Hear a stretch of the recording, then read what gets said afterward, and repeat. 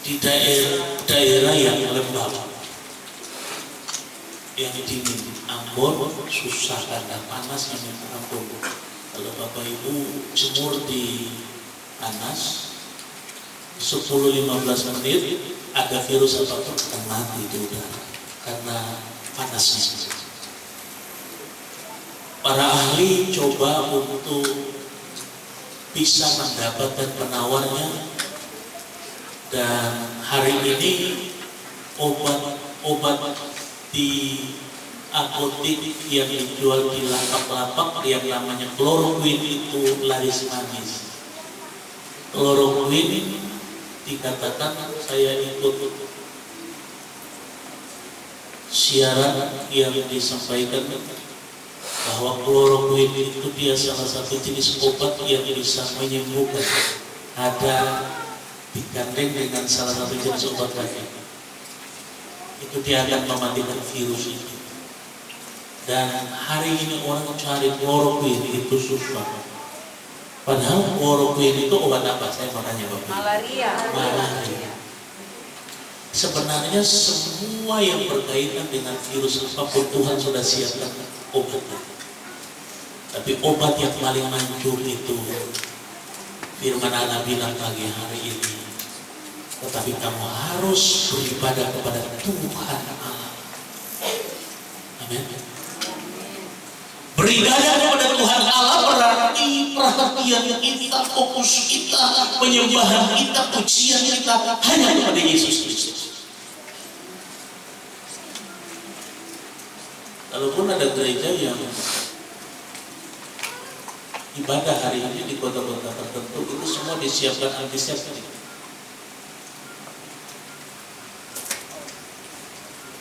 Pendeta Yagung Nawai langsung menelepon Ketua Sinode Gereja Bethel Indonesia dan menegur kenapa menyampaikan hal yang mengkhawatirkan umat.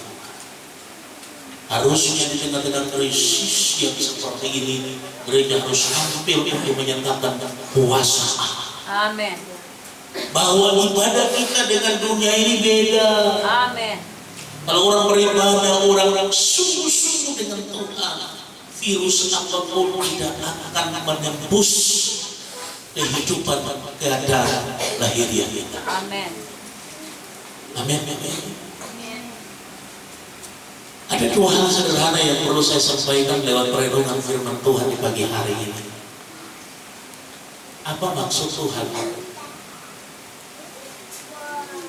dengan ibadah yang bisa menyingkirkan semua hal negatif dari hidup kita? Kita perhatikan dalam pasal pembacaan kita. Ayat sebelumnya, ayat 24 bilang begini. Janganlah engkau sujud menyembah kepada Allah mereka atau beribadah kepadanya, dan janganlah engkau meniru perbuatan mereka, tetapi haruslah engkau memusnahkan sama sekali patung-patung berhala buatan mereka, dan tugu-tugu berhala mereka haruslah engkau remukkan sama sekali. Dari ayat 24 ini kita mendapatkan jawaban bahwa ternyata orang yang mentaati perintah Tuhan ada perlindungan. Amin. Amin. Kapan kita disebut mentaati hukum Tuhan? Hukum Tuhan yang sudah kita baca dengan bersama melalui kebenaran firman Allah setiap saat, setiap waktu harus kita. Amin. Model penyembahan berhala zaman modern beda dengan zaman Israel kuno. Bedanya di mana? Kita ini punya penyembahan sudah beda. Penyembahan kita bisa saja smartphone kita. Penyembahan kita bisa saja berupa harta dunia ini. Penyembahan kita bisa saja orang-orang yang kita cintai melebihi cinta kita kepada Allah. Itu konteks penyembahan modern. Makanya kita harus menyembah Yesus Kristus dalam konteks yang benar, sehingga hidup kita tetap diproteksi oleh kuasa surga. Yang setuju bilang amin. Jadi tidak ada sesuatu yang bisa merusak umat Tuhan. Gereja Tuhan tidak akan dikhawatirkan, dibuat menjadi orang yang takut karena ada sesuatu yang membuat mereka kuat. Tapi gereja harus menghadirkan kuasa Allah melalui ketaatan penurunan kepada apa yang menjadi perkataan Allah. Ketika kita menuruti perkataan Allah, itulah perlindungan Tuhan, proteksi Allah yang sempurna akan terjadi dalam hidup kita. Serangan sakit penyakit, serangan virus apapun tidak akan melanda kehidupan keluarga daripada Ayub tanpa izin dari Allah. Virus apapun, penyakit sampar apapun tidak akan mengganggu kehidupan saudara dan saya tanpa izin Allah. Amin. Allah yang berkuasa, Tuhan Yesus Kristus yang berkuasa mengatur kehidupan ini, mengatur segala keadaan yang ada. Saya baca kebenaran firman Allah, ternyata jawabannya kalau mau diproteksi, kalau mau dilindungi, kalau mau aman dalam satu keadaan yang diberkati, sederhana sekali mentaati apa yang Tuhan katakan. Amin. Ketika hati kita dan perhatian kita terpaut kepada Allah, maka yang ada adalah berkat Tuhan. Yang ada adalah kebenaran. Yang ada adalah suatu keadaan yang diberkati. Satu keadaan yang berkaitan dengan kemuliaan. Makanya nanti Maliaki pasal yang ke-3, ke-4, ayat yang ke-18 berkata, maka kamu akan melihat perbedaan antara orang yang beribadah kepada Allah dan orang yang tidak beribadah kepada Allah. Ya. Semua orang bisa beribadah, tapi ada bedanya. Ibadah yang di dalamnya kita menuruti seluruh kehendak Allah. Beda dengan hanya sekedar ibadah secara formal itu, tetapi tidak menuruti hukum-hukum Allah. Berita terakhir semalam saya nonton, pagi hari ini saya perhatikan beritanya. Jakarta lockdown, tidak ada orang masuk keluar Jakarta lagi, kecuali atas izin pemerintah, karena polisi harus mengatur semuanya. Saudara-saudara yang diberkati, berarti nanti malam saya nonton itu orang mau keluar dari Jakarta nggak bisa, orang mau masuk ke Jakarta nggak bisa. Belum. Sama seperti situasi Itali. Hari ini virus COVID-19 menyebar dengan begitu cepat. Bapak Ibu, suatu keadaan yang terjadi di suatu kota itu ada penyebabnya. Bukan masalah virusnya. Murka Allah, api turun dari langit membakar Sodom dan Gomora karena perbuatan manusia sudah melanggar hukum-hukum Allah. Haleluya. Allah harus bertindak. Allah harus melakukan sesuatu untuk menggenapkan kebenaran firman-Nya. Seperempat manusia dari 8 miliar manusia yang ada dalam kolong langit ini, seperempatnya harus musnah. Berarti ada 2 miliar sekian manusia yang akan mati. Penelitian membuktikan burung gagak dulu 20-30 tahun yang lalu, 40 tahun yang lalu, 1 tahun hanya 1 butir. Hari ini bisa 5 sampai 10 butir. Persiapannya untuk apa? Makan bangkai secara massal. Oh, haleluya. Karena siapa yang mau nimbun, yang mau makan orang yang kena virus? Tidak ada. Penggenapan firman Allah sedang digenapi. Amin. Membuat gentar bangsa-bangsa. Akan terjadi satu konsolidasi, koordinasi antar negara, antar pemimpin dunia untuk menyatakan suatu keadaan yang berkaitan dengan sistem ekonomi dunia. Tidak lagi ada transaksi manual, uang cash yang dipegang oleh manusia, tapi semua serba digital. Itu kan aman, saudara-saudara, karena tidak bersentuhan dengan manusia. Hanya datang ke mesin, mau naik pesawat mesin kena masuk. Itu karcis tiket seumur hidup. Tapi Alkitab berkata siapa yang menerima angka tanda 666 itu, dia akan dibakar di neraka selama-lamanya.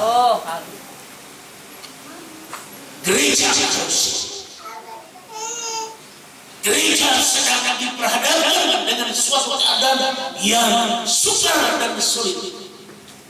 Tapi saya mau bilang gereja harus tampil sama seperti Sadrak, Mesak dan Abednego. Amin, amin. Sadrak, Mesak dan Abednego berkata kepada Nebukadnezar, Tuhan, sekali-sekali kami tidak akan sujud menyembah kepada patung Buatan tangan Tuhan. Sekalipun ada yang kami sembah, dia tidak turun tangan dan melakukan sesuatu kepada kami. Sekali-kali Tuhan, kami tidak akan pernah menyembah patung. Yes. Artinya bahwa iman mereka melebihi segala tantangan yang sedang mereka hadapi. Amin. Tantangan modern melalui virus COVID-19 yang sedang dihadapi oleh bangsa-bangsa akan membuat kesepakatan yang berkaitan dengan keselamatan massal, keselamatan bukan hanya mencakup satu negara, tapi keselamatan internasional. Saudara-saudara, berarti apa yang Yesus katakan, langit dan bumi akan berlalu, tapi perkataanku tidak akan pernah berlalu.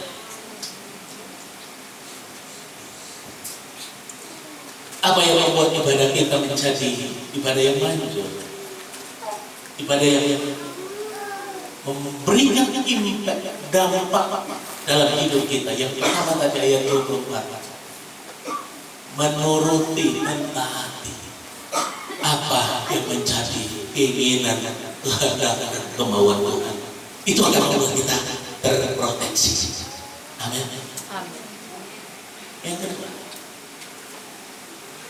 apa ibadah yang bisa buat kita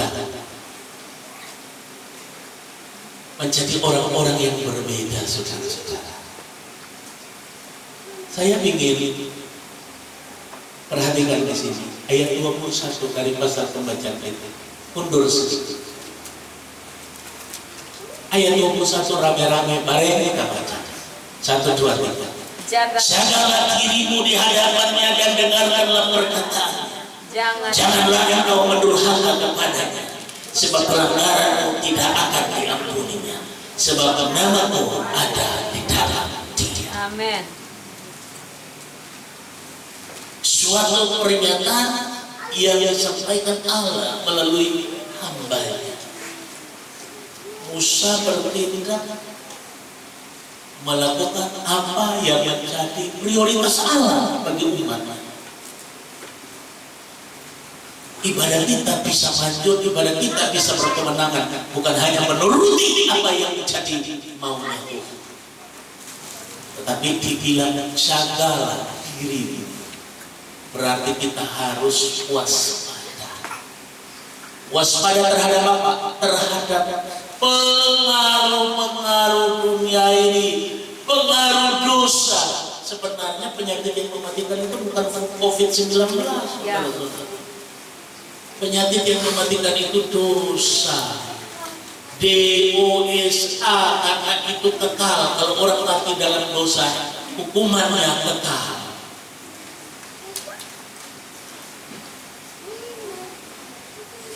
Biar pakai masker lain. Saya baca firman Tuhan ini, saya ketawa, saudara-saudara. Ketawanya begitu lucunya begini. Waktu para ahli marah sama murid-murid Yesus karena mereka makan tidak cuci tangan. Dianggap najis kan menurut mereka. Tapi Yesus bilang yang najis itu bukan yang masuk, Yang keluar. tapi yang keluar. Jadi orang yang makan dengan tidak mencuci tangan itu bukan najis. Dari sisi kesehatan dalam tanda petik, mungkin kita bilang nggak bersih, tapi orang-orang tua-tua dulu kita itu kalau kerja di kebun itu tanpa cuci tangan, maka mereka umur panjang 100 tahun. Karena sikap hati mereka luar biasa terhadap Tuhan Allah pencipta mereka. Orang tua-tua kita, Bapak Ibu tahu, mereka makan kasbi bakar, tahu kasbi bakar? Sing dikis akan dong talang akan begitu dia. Baru minum bukan dengan air masak, air manta, bukan dengan air manta lain dan sageru manis pahit. Wow, tapi dong hidup.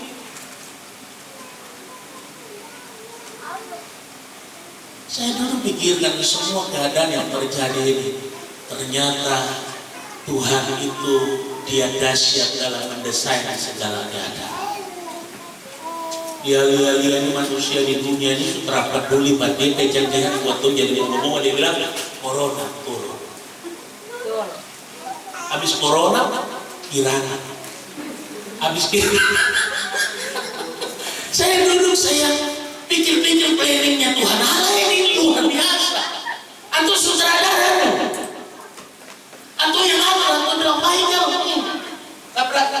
Michael kan Ambon, tapi kalau Ambon ada air doa, Michael, Amin, amin, amin. ada seruan di sana, ada air di sana, belas kasihan harus turun bagi mereka di sana. Begitu. Kalau kita kewel-kewel sok-sok jago, main